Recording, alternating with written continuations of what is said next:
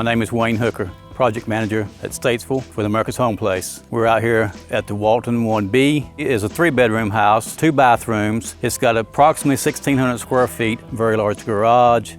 The outside is board and batten, which is green with brown shutters and tan windows, which really makes a good contrast. In the porch, we have vinyl shakes that are tan, that really looks good with the siding. The porch itself is treated, and we've painted the porch to give it that rich look for the house that's here. We also have shingles and have brown gutters, which gives it a good look and a good contrast together.